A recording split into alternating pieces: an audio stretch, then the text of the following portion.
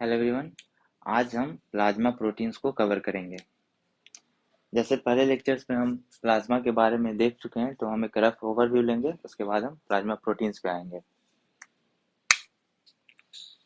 तो अगर हम प्लाज्मा की बात करें, तो जैसा कि हम जानते हैं प्लाज्मा क्या होता है। ये ब्लड का जो होता है वो फ्लूइड पार्ट होता है। Mean cell free part of blood is plasma.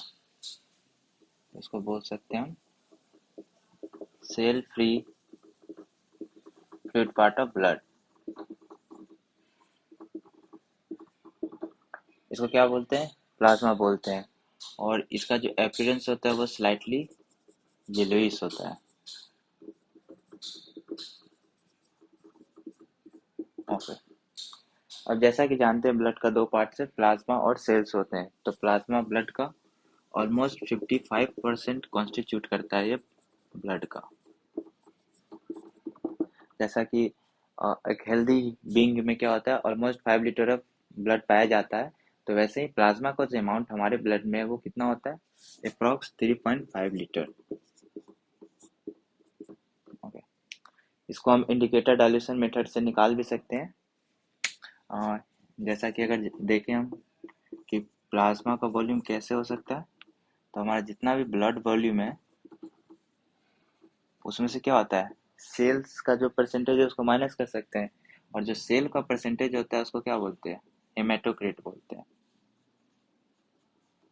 ये मोस्टली आरबीसी कंस्टिट्यूट करता है। आरबीसी क्या है? मोस्ट एबंडेंट सेल्स ऑफ और बॉडी है। इसी के लिए इसे माइनस कर इसका परसेंटेज निकाल ले तो क्या आ जाएगा? वो प्लाज्मा का अमाउंट आ जाएगा। मीन्स ऑलमोस्ट ये 5 लीटर होता है। और हेमेटोक्रिट ऑलमोस्ट 0.4 के आसपास होता है। तो जनरली 3 लीटर, ये रफ कैलकुलेशन है। तो generally it ranges from 3 to 3.5 litre. तो ये इसका प्लाज्मा का कैलकुलेशन हो कि कैसे इसका अमाउंट हम निकालते हैं।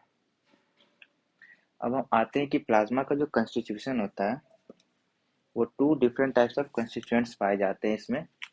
और जो पहला जो होता है वो होता है organic part. Okay. And the second one is the inorganic part.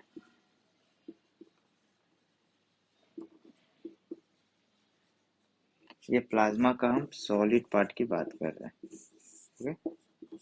Plasma में क्या होता है, फ्लूइड पार्ट भी होता है। तो लास्ट लेक्चर में हम देखा है कि फ्लूइड पार्ट कितना ऑलमोस्ट 90% वो कंस्टिट्यूट करता है। और उसका जो सॉलिड पार्ट होता है वो क्या है? ऑर्गेनिक पार्ट और इनऑर्गेनिक पार्ट होता है। तो ऑर्गेनिक पार्ट में इसमें पाए जाते हैं आपके प्रोटीन्स, लिपिड्स,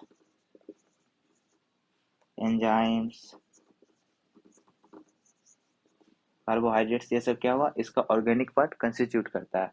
और अगर हम इनऑर्गेनिक पार्ट की बात करें तो हमारा सर्टेन आयंस होते हैं, जैसे सोडियम आयन हो गया, पोटेशियम आयन हो गया, कैल्शियम आयन हो गया। तो these are different ions which are found in the plasma inorganic part.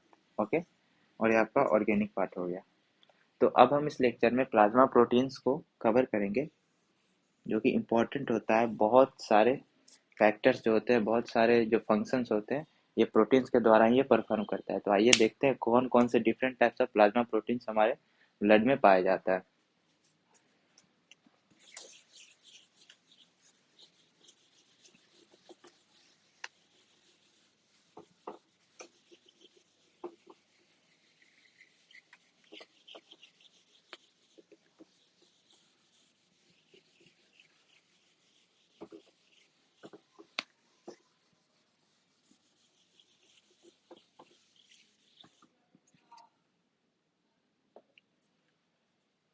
बहुत सारे डिफरेंट टाइप्स ऑफ जो है प्लाज्मा प्रोटीन्स वो पाए जाते हैं। तो अगर जनरली अगर हम देखें कि प्लाज्मा प्रोटीन्स जो है उनका सिंथेसिस कहाँ होता है, तो most of the plasma proteins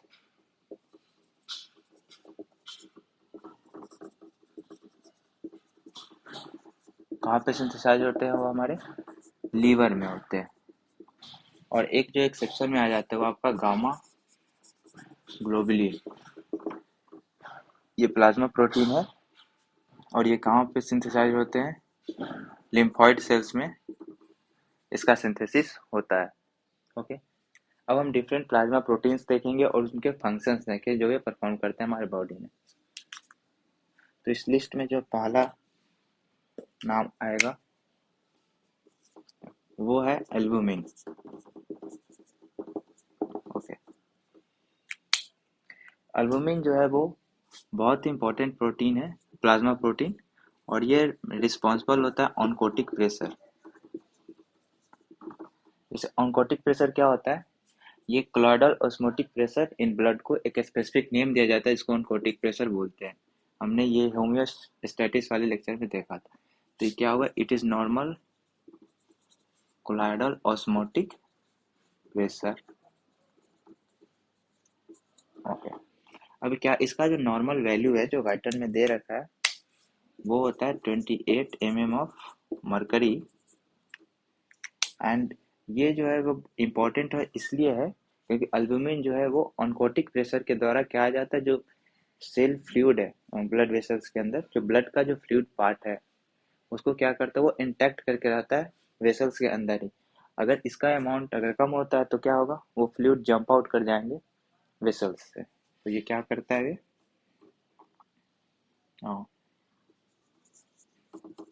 helps in interacting the fluid part. Okay, via applying the oncotic या ऑस्मोटिक प्रेशर बोल सकते हैं, ऑस्मोटिक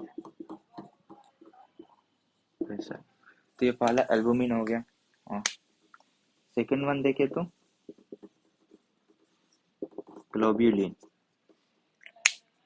ग्लोबुलिन जो क्या होता है, वो मेनली इसका फंक्शन क्या है, वो हमारे इम्यून सिस्टम से रिलेटेड होता है। गामा ग्लोबुलिन जैसा कि देखते हैं क्या सिंथेसिस का होता है, लिम्फोइड सेल क्यों होता है, क्योंकि हमारे इम्यूनिटी से रिलेटेड होता है। और लिम्फोइड सेल क्या होता है, वो हमारे बॉडी के इम्यून फाइटर से।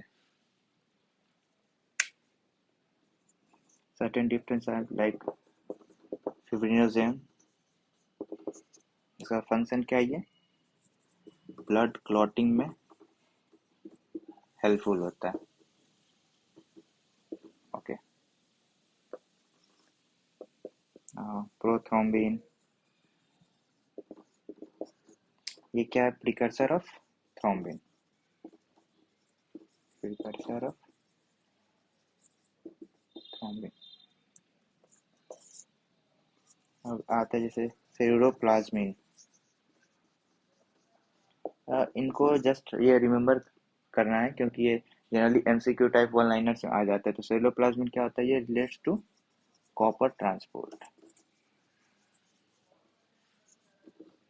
सर्टेन और डिफरेंट टाइप्स है।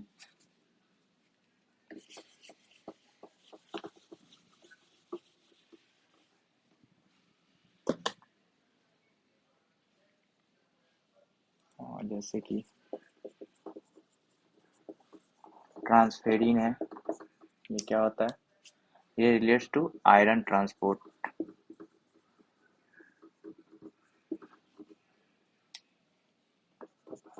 बहुत से जैसे हेमोपेक्सिन है, ये क्या होता है, ये हेमोग्लोबिन ट्रांसपोर्ट में हेल्पफुल होता है, एसपी ट्रांसपोर्ट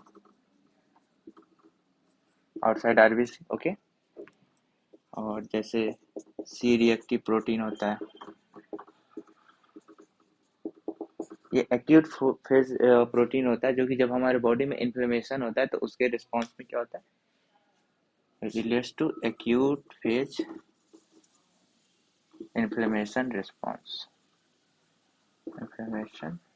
ओके, तो ये certain different types of plasma proteins जो है जो हमारे प्लाज्मा में पाए जाते हैं। और ये जो वन लाइनर इंपॉर्टेंट है तो इसको हम याद रख सकते हैं। हेपेटोग्लोबिन भी होता है। तो ये डिफरेंट टाइप्स। ओके, नाउ अगर हम फंक्शंस की बात करें इन प्लाज्मा प्रोटीन्स का। ओके,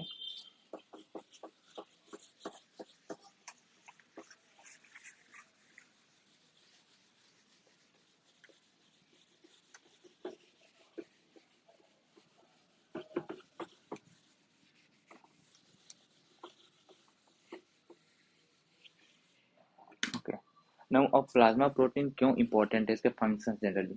तो जैसा कि हमने पढ़ा कि अल्बुमिन क्या होता है, वो ऑनकोटिक प्रेशर अप्लाई करता है। तो अगर हमारे बॉडी में जैसा कि मोस्ट ऑफ द क्या होता है, प्लाज्मा प्रोटीन्स लिवर के द्वारा सिंथेसिस किया जाता है। तो अगर हमें लिवर सिरोसिस हो जाता है, ओके, तो क्या होगा, अ लार्ज चंक ऑफ या पार्ट ऑफ लिवर क्या होता है, वो डिसफंक्शन हो गया, यानी कि वो प्रोटीन का सिंथेसिस नहीं कर पाएगा। तो क्या होगा, जो प्रोटीन का अमाउंट है वो कम हो जाएगा। जैसे ही अमाउंट कम होगा तो ये क्या करता है, ऑनकटिक प्रेशर अप्लाई करके जो फ्लूइड का जो जंप है वो आउटसाइड वेसल्स को ये मीन्स रिस्ट्रिक्ट करता है। तो जैसे ही प्लाज्मा प्रोटीन्स का अमाउंट कम होगा, फ्लूइड्स आउटसाइड जंप करेंगे और जो इंटरस्टिशियल एरिया है वहाँ पे क्या होगा, एक्यूमुलेशन होने लगेंगे। और ये एक्यूमुलेशन क्या लीड करेगा, ये इडीमा का कॉज हो सकता है।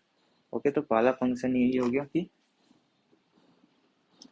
अगर हम फंक्शंस की बात करें तो मेंटेनिंग अनकोटिक प्रेशर। ओके, ये प्लाज्मा प्रोटीन्स का काम है। और इसमें भी जो मोस्ट सबसे ज़्यादा जिस प्रोटीन का फंक्शन होता है ये एल्बुमिन। एल्बुमिन जो है ऑलमोस्ट 80% है। ऑनकोटिक जो प्रेशर अप्लाई होता है उसका 80% जो एल्बुमिन के कारण ही होता है। रेस्ट ऑल जो ग्लोबुलिन रिस्पेक्टिव जो प्रोटीन्स है उनके कारण होता है। तो ये पहला फंक्शन हो गया। दूसरा फंक्शन ये है कि ये जो ब्लड की विस्कोसिटी मेंटेन करने में भी ये हेल्पफुल रहते हैं। It helps in maintaining blood viscosity. अगर हमारे ब्लड से क्या होगा, प्लाज्मा प्रोटीन्स को अगर रिमूव कर दिया जाए तो हमारे ब्लड की विस्कोसिटी क्या होगा, ऑलमोस्ट 3 to 5 times कम हो जाएगी। Okay, act as buffer. जैसा कि हम पढ़ें कि ब्लड क्या है, एक बफर सिस्टम हमारे बॉडी का है। तो जो बफर सिस्टम का जो ऑलमोस्ट 50% पार्ट जो कंस्टिट्यूट करता है वो हमारा प्लाज्मा प्रोटीन्स करता है। ऑलमोस्ट 50% पार्ट प्लाज्मा प्रोटीन्स कैसे करता है, बफर की तरह कैसे करके हाइड्रोजन आयन को खुद से इंटैक्ट कर लेते हैं। Okay, act as means of transport.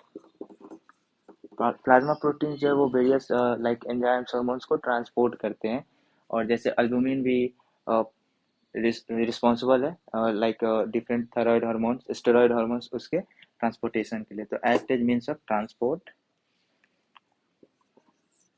Again same proteins है, तो प्रोटीन्स क्या होगा, अगर हम सीवियर स्टार्वेशन के कंडीशन में है तो हम क्या कर सकते हैं, जो प्रोटीन्स को हम यूज कर सकते हैं हमारे बॉडी में। तो in severe starvation condition store house of protein ये एक्ट करते हैं, जिसको हम यूज कर सकते हैं फॉर आवर सर्वाइवल।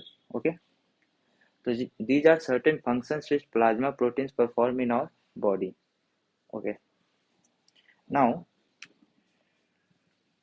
अब हम देखें कि हमारे बॉडी से है जो हम प्लाज्मा को सेपरेट करके कैसे हम क्लिनिकली इम्पोर्टेंट उसको दे सकते हैं। मीन्स किन केसेस में हम जो प्लाज्मा का सेपरेशन हमारे बॉडी से करते हैं और ये क्यों इम्पोर्टेंट है। ओके, तो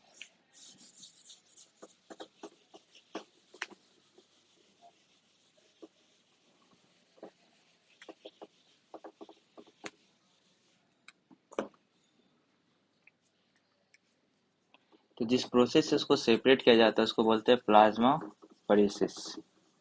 ओके, सेपरेशन ऑफ प्लाज्मा। इसमें क्या होता है कि एक साइंटिस्ट थे, उन्होंने क्या किया था, इसका एक्सपेरिमेंट डॉग पे किया गया था।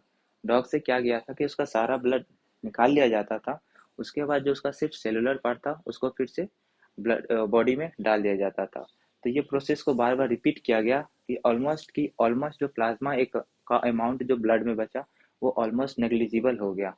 ठीक है, तो सिर्फ उसके बॉडी में क्या रह गया, सिर्फ जो सेलुलर पार्ट है ब्लड का वो सिर्फ डॉग के बॉडी में रह गया। तो उस स्टडी से क्या फायदा हुआ कि उसके बाद क्या हुआ कि डॉग को जो डिफरेंट डाइट्स उसको प्रोवाइड किया गया, उससे ये हेल्पफुल हुआ कि जो डिफरेंट डाइट है वो किन प्लाज्मा प्रोटीन्स के सिंथेसिस में यूजफुल होते हैं। तो ये तो क्लिनिकली एक्सपेरिमेंटेशन किया गया था ताकि हम स्टडी कर पाए कि किन प्लाज्मा प्रोटीन्स का सिंथेसिस किस डाइट के द्वारा किया जाता है।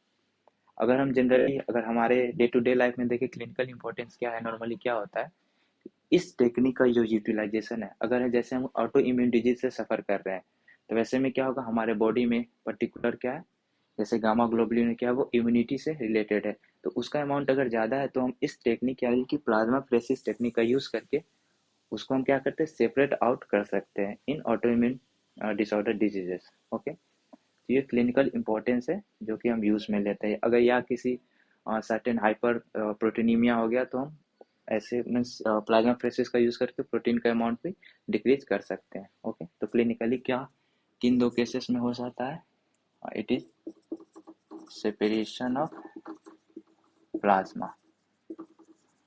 Okay, means cells will be remain intact in the body. और इसका क्लिनिकल इंपॉर्टेंट क्या है, पहला पहला कि in autoimmune disease, okay, एक इम्पोर्टेंट है आपका। और सेकंड क्या है कि अगर in the case of hyperproteinemia, okay. तो ये टू डिफरेंट केस है जिसमें प्लाज्माफेरेसिस का यूज करके ये क्लिनिकल इंपॉर्टेंस में यूज ले लेते हैं, ओके। अब हम लास्ट पार्ट पे आते हैं। जो हमारे बॉडी में जैसे जो ब्लड, ओके, ब्लड में से अगर उसका सिल्वर पार्ट हटा दिए तो क्या बचेगा? Plasma, okay. नाउ अगर हम प्लाज्मा में से क्या करें, अगर हम क्लॉटिंग फैक्टर्स को रिमूव कर दें तो क्या बचेगा? उसको हम सीरम बोलते हैं। जैसे कि कोई वुंड हो जाता है, ओके, तो उसके बाद जो लिक्विड ऊज आउट करते हैं वाटरी वाटरी, वो क्या होता है? सीरम होता है। उसमें से क्या एब्सेंट होता है? वो प्लाज्मा ही होता है, just clotting factor is removed, okay. Please don't get confused with clotting factor and platelets, okay. Platelets is the cellular part of blood, okay. Means अब प्लेटलेट्स को अगर कैसे होता है, वो tiny cellular part of blood है। और clotting factors किनको बोलता है? Clotting factors are the substances present in blood already, okay. These are substances present in the blood, not cellular part. These are substances present in blood, whereas platelet is the cellular part, tiny cells present in blood. So these are two different terms completely. Please don't be confused with clotting factor and platelets. Okay, so these are certain terms which you need to keep in mind. And a normal ratio which you should keep in mind is of the albumin to globulin, okay. Amount of albumin, it ranges from 3.5 to 5.5 gram per deciliter, where its amount ranges from 1.3 to 2.4 gram per deciliter. So, and its ratio is almost ranges 1.7 is to 1. It is a important, very important MCQ question which you should remember. Okay, so these are certain things about plasma proteins which you should keep in mind. And the normal ratio of plasma proteins is to tissue proteins, okay, is almost 1 is to 33. ये Guyton का data है जो कि आप ध्यान में रख सकते हैं अगर एमसीक्यू टाइप में आ जाता है। मीन्स क्यों क्या होता है, जैसे हम स्टार्विंग कंडीशन में है तो मोस्टली क्या होता है, ये ऑलमोस्ट जो है ये जो प्रोटीन्स का अमाउंट है वो एक डायनेमिक इक्विलिब्रियम में रहता है। इनमें some part is stored in plasma and the most of the part in tissue proteins. Again, the proteins are eaten up by the macrophages converted to amino acids. Again, amino acid taken up by the cells, tissue protein, and then again they are amino acids converted to protein. So this cycle goes and goes and goes. So this is the normal ratio which is given in the guideline which you should remember. That's all from the plasma protein part. These are the important things which you should keep in mind. That's all from this part. Thank you.